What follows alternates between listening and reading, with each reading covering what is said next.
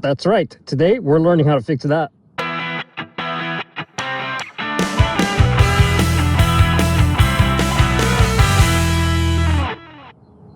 What's going on, everybody? I'm Papa Flannel.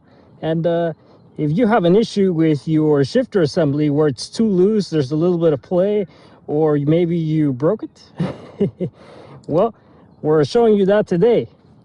Let's get started. Okay, thank you for tuning in. So I have two assemblies, right? So I've technically replaced this 3 times already. The first one, as you could see here, it was dropped and we rode it, so all the splines, pretty much it rounded itself off, right? Surprisingly enough, this part that holds it is still good. So we didn't end up replacing that. And the second time, we went ahead and replaced it and the bolt snapped. So we tried to drill it out, and as you can see, that was a disaster. So we ended up replacing it.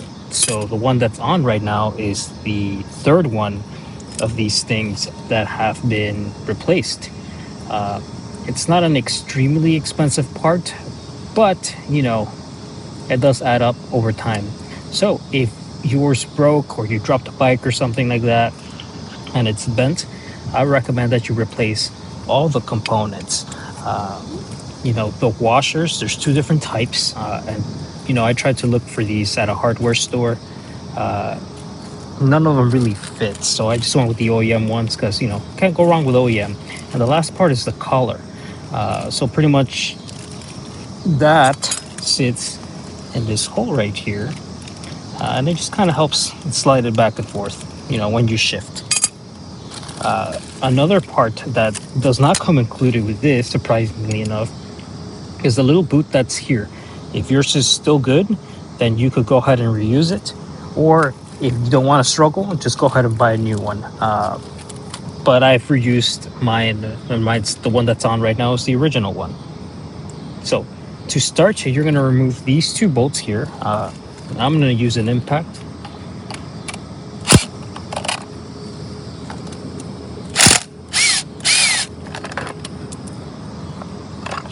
And there you go. The cover comes right off. Now's a good time to inspect your sprocket if you haven't been in here in a while. Now, removing the cover, you might not want to do it, but it just helps you, you know, see what you're doing. You technically don't have to because the bolt's down here, and you just pull this out. So let's remove this bolt next. Out it comes. Now the next thing to do is to remove these 2 bolts here and here. That is a 8mm hex. Make sure that you use metric and not standard, because you'll round these things off, and it's kind of difficult to get to it just because of how it's in there. And before somebody tells me, I know this is not impact rated, but I'm going to use it anyway. There goes one. There's the second. Now this arm comes off, and now you should be able to slide this assembly out. And if it's stuck for you, like it is for me, go ahead and grab a flathead screwdriver, and pry and pull.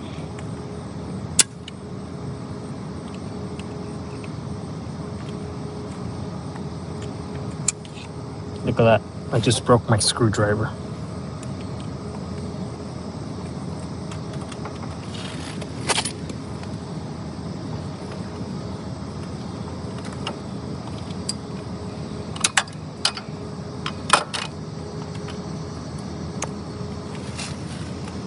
Let me struggle, and then I'll show you when I get it out.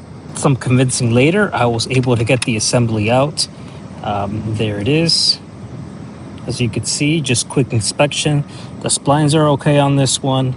I just had to do a little bit prying because it does kind of get stuck in there. Another thing, if you rode, be aware that that's still hot. You might get burned. So let it cool down. Okay, next part is to remove this bolt right here. So the bolt is a 6mm. right? Remember, use there we go, and everything starts falling apart. Use metric. Go ahead and inspect your bolt. This one looks fine, the threads are okay and everything. Now here comes the fun part. This is what came out of it, and see, that's kind of seized in there a little bit. It's lubricated all right, but as you could maybe see on the camera, if it focused, they're a little mushroomed out, so it's worn. And the washers here are definitely worn, which is why there is so much play. You run your nail through it and it gets stuck. You might be able to see it better on this one, but it was about time to replace these. So I'm just cleaning this out here because the grease in here has been in there for a while. Also a good time to inspect if there's anything mushrooming in here, any damage, because then that'll ruin your new parts. Now you're going to want to use some grease just to keep everything lubricated and avoid that mushrooming because of the friction. There's always motorcycle waterproof grease here. There's car grease, which is designed for, you know, there it is, washout resistant. So it's really up to you. Look up some reviews, see what you like best. So I'm gonna go with what this one right here, because that's what was in there.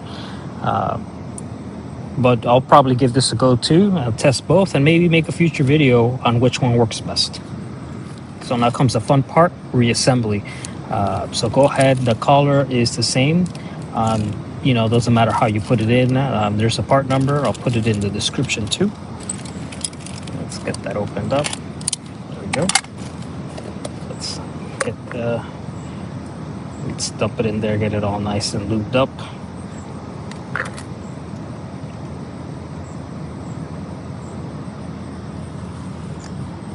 And then just go ahead and slide it in there.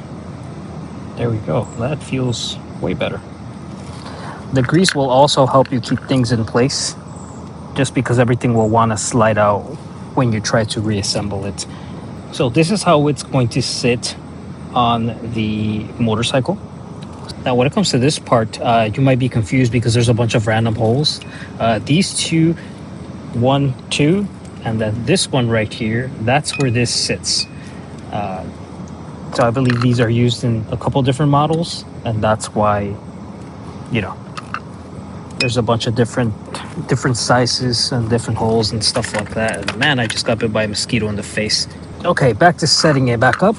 So go ahead and put the silver washer by the bolt here, and then the black washer is going to go against this right here. So let me take them out of the packaging. Again, I'll put the part numbers in the description there. And then just make sure that you're installing this the correct way. Okay, so it should be like that. Yep, like this, right? And then you're gonna have this over here. Black washer is gonna hang out over here, and your silver washer at the other end. So let's remove this for a second here.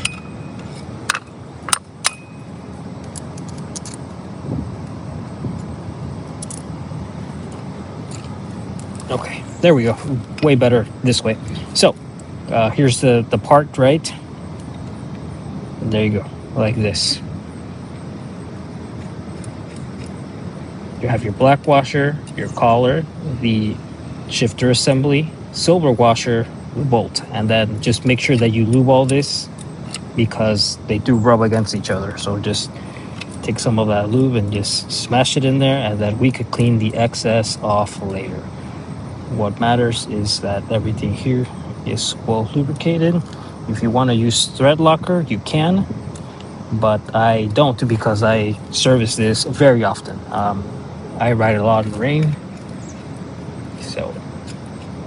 And then if you want, just go ahead and get it started by hand and then finish it off with your impact. Just make sure that you don't cross thread anything. I will put the torque values in the description too. There we go, and just clean off all the excess so it is not messy. Great. Now let's put that back on. Now if you want to, I pack these up with grease and then just put the covers back on. I'm going to service all of my nuts and bolts and stuff that needs to be lubricated, so I'm going to skip it for now, but I would recommend that you do it. The boot covers only protect you from so much. Okay, so let's go ahead and put this on. You don't have to, not definite position, just kind of slide it on there, and then go ahead and put on these 2 bolts right here. Again, all the torque values will be in the description.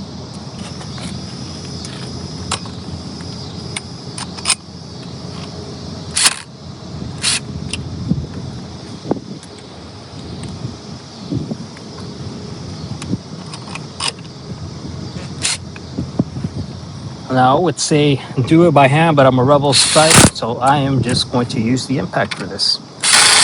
Whoops, see, that's why I do it by hand. There we go.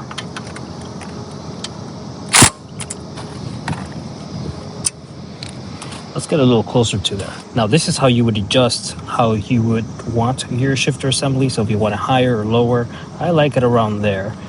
So just kind of place it where you think you'd like it, and then slide that in and tighten this bolt.